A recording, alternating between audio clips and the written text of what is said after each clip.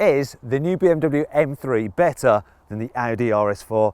To find out, I'm going to compare their exteriors, their interiors, see how well they launch, see how well they brake, and see how well they destroy their tyres. I'm Matt Watson, and you're watching Car Wow. Buying a new car? Then head to Car Wow, and my team will help you find your next car at a fair price. Car Wow, your one-stop car buying comparison site. Let's start off this comparison by talking about the price, because there is a bit of a difference here. You see, the Audi RS4 starts from £66,000, whereas this M3 starts from £76,000.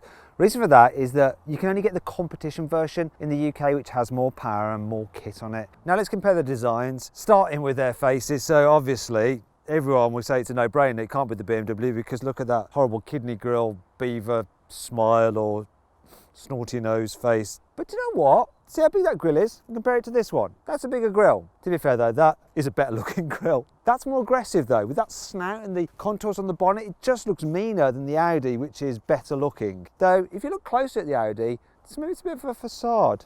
Fake, that is. This is fake here as well. On the BMW, none of the vents you see on the front are fake. Though, the Audi is still better looking.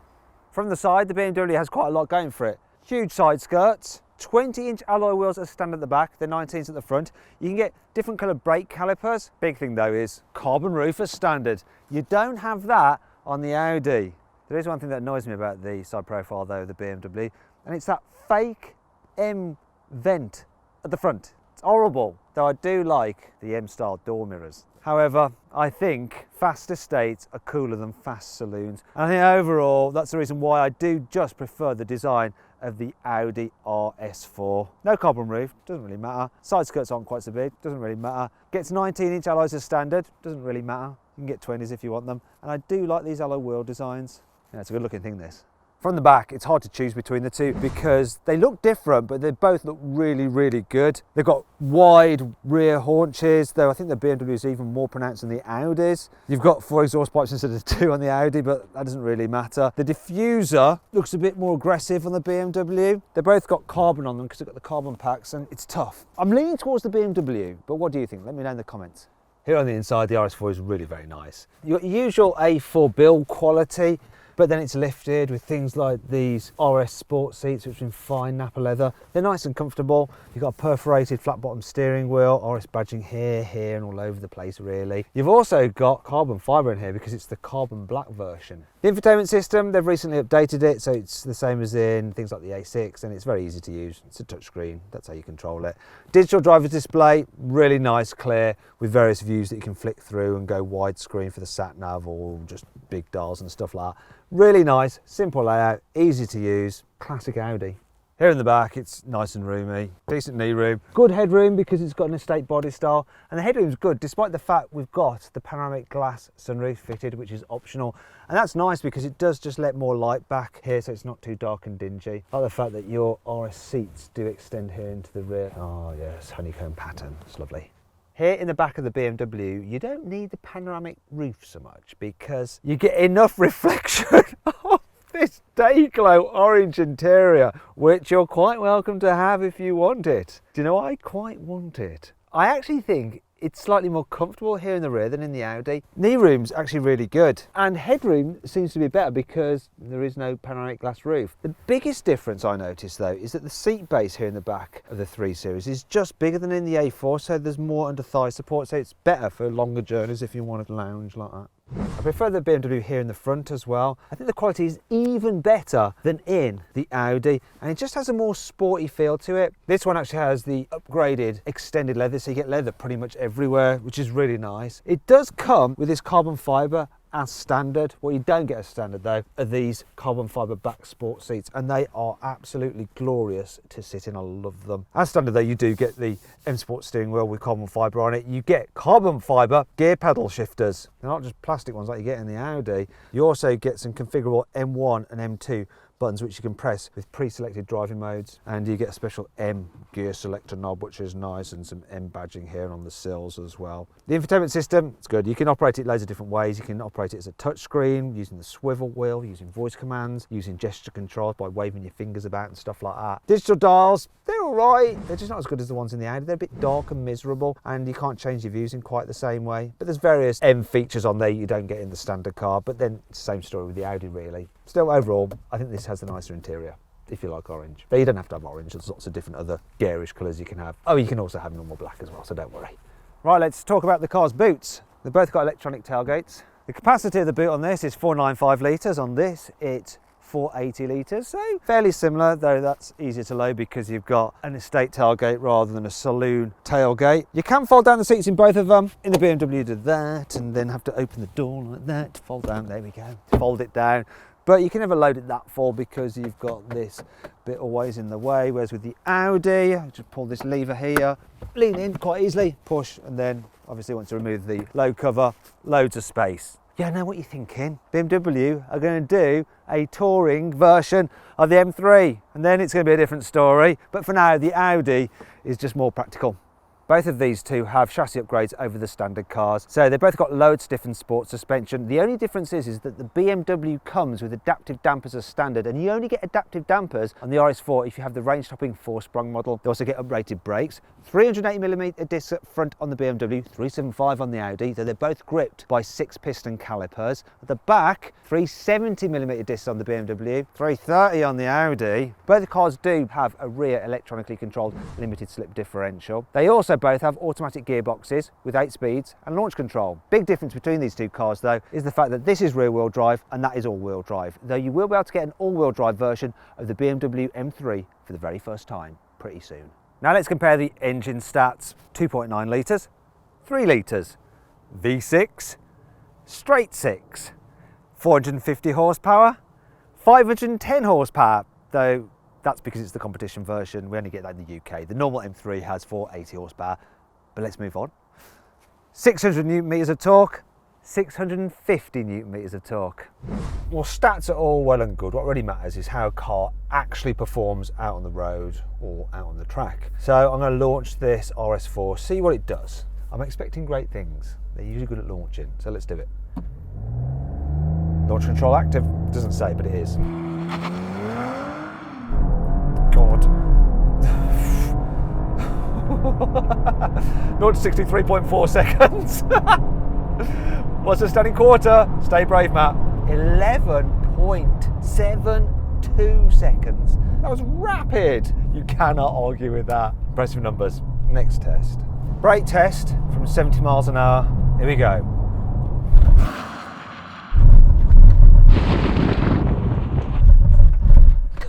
Double foot stomper that was. The distance, 43 metres. It's all right. Now the thing about this very latest version of the RS4 is, unlike the previous generation, which really was just about accelerating and braking, this new one is actually fun to drive when you approach some corners as well. It moves about underneath you. It feels more playful than other RS4s have in the past. It's actually really good. It gives you feedback. You can have fun in this car. You genuinely can have fun in this RS4, and people with BMWs will be going, no, it's not the right kind of fun. It is good fun. On the road, it's good. And then you've got the security as well. I mean, this thing just going around this corner here, 80, like, yeah, whatever. And you don't think it's ever going to bite you on the arse. It's always got your back. And this engine, it's very powerful, but without being in your face powerful. It's just smooth, steady, builds up the pace. The gearbox, it's good enough. It's not the quickest responding gearbox. There's a slight delay between putting the pedal and the change happening, but the actual change itself is pretty nippy. And down the box, look. And if you want to overtake, say if you're in 4th gear, what am I doing, 50? I kicked down to 3rd for some reason.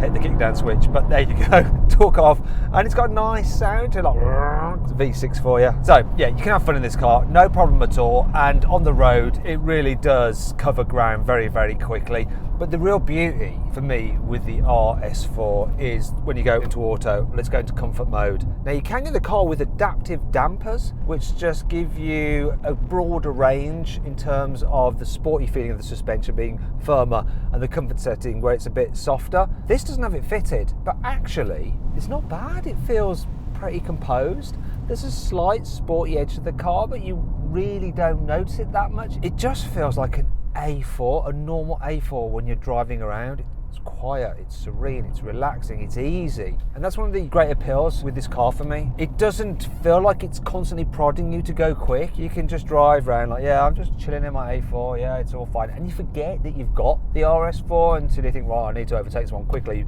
floor it and off we go. And then you're reminded, oh yes, that's why my monthly payments are so much. It's the RS4. It's a good all-round performance car that just ticks every single box. Well, almost. Now I'm going to take the RS4 out of its comfort zone, because sometimes with these cars, you want to do some behaving badly, some skids, some sliding around. And that isn't really Audi's forte, is it? However, this RS4 does have a rear drive biased all-wheel drive system and a rear differential, so it should be able to send torque to the wheel with the most grip for decent traction. Got stability, which I can turn all the way off. Let's give it a go, see what happens. Come on, don't embarrass yourself. I'm talking to both myself and the car. See if it'll go.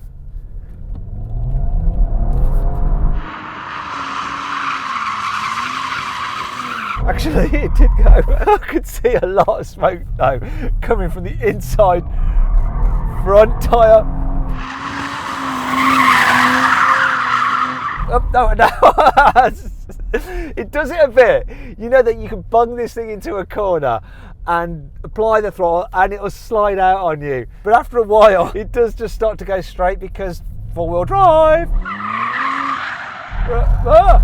Barriers. It does start to go straight, so you can't do like a constant donut, but you can spin it around. I'm going to try it again, but in first gear.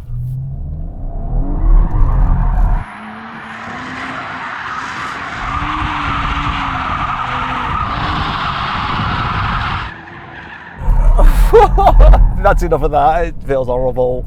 I've now jumped into the M3 because drifting and donuts is its thing. It's even got an M drift analyzer where it'll grade your drift for angle, time, and even give you a star rating. Got everything turned off, let's see what this is like. I think I'll do it in second gear. It's definitely got the power for it.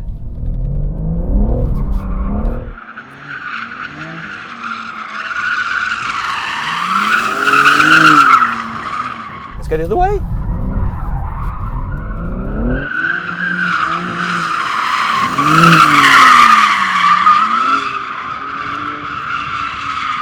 So controllable. I can do this all day long.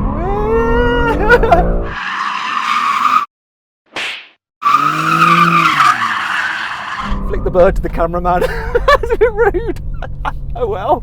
Kind of turns you into a bit of a hooligan, this thing. Let's do something else. Oh, I forgot. Let me just check my drift analyzer. So, my maximum drift angle was 30.7 degrees. My drift length was 321 yards and my duration 27 seconds. And I got a full 5-star rating. Yeah. Rear wheel drive is great for the drifting, but not so good for the launching. But let's see how it does. So, preparing launch control. Launch control is active. Oh, it manages its power really well then.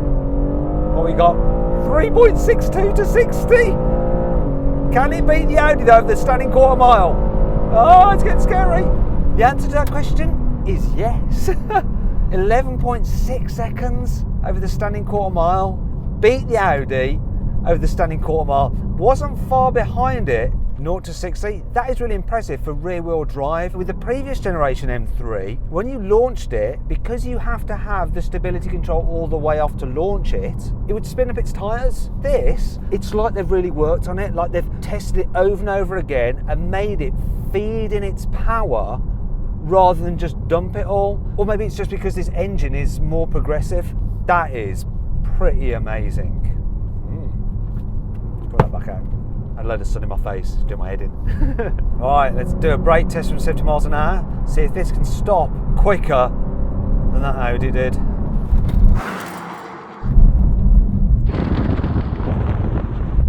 Oh, whew. It beat the Audi. 39 metres. That's quite a difference. That's a car length pretty much. Obviously the M3 isn't just about accelerating or about braking, it's how it goes around corners. So I've got the car in its sportiest setting, and this car gets, as standard, adaptive dampers, and they're in a stiff setting, which means that it doesn't roll at all. The corners, it stays really flat. The steering is very, very responsive. So you just turn it a bit and the car is turning in. It's a bit more flighty than the RS4, but it's not edgy, it's not too jerky. It does give it a more sporty and responsive feel to it. Gear shifts just seem a little bit quicker than in the RS4 as well. And the engine, when you start thrashing it, it's just noisier, it's more aggressive. It's not spiky like the old M3s, but it definitely has more punch than the Audis, which is more smooth and linear. And it shouts. Listen to that. Another thing with this car, it just feels a little bit more adjustable to the throttle.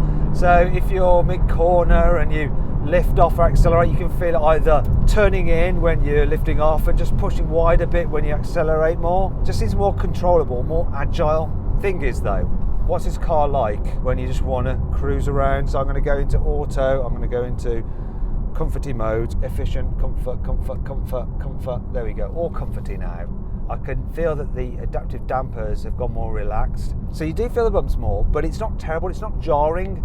It does deal with them okay, but you're in no doubt that you are sat in an M car, even when it's in its comfiest settings, just by the way it responds, the way it's just noisier in here. I mean, when you get at speed, you get quite a bit of tyre noise, more so than in the RS4. When you put your foot down, the gearbox does respond though really nicely. Wakes up quickly. Even in auto mode, you're in no doubt that you've got the M3. You're not going to like forget and go, oh, I've just got a normal like 320D, and then oh, you put your foot down, and then oh, I remember now. No, you always know this is the M car, and it is always egging you on. It is always goading you to just go that little bit quicker. On a longer journey and everyday driving, it's going to be a bit more tiring than that Audi, but being in it and driving it just seems like more of a sense of occasion. If that's your thing, then this is your car. Problem is that you always want to go quickly in it, which could be bad for your life expectancy or your license. But what a thing. Whoa, what a thing.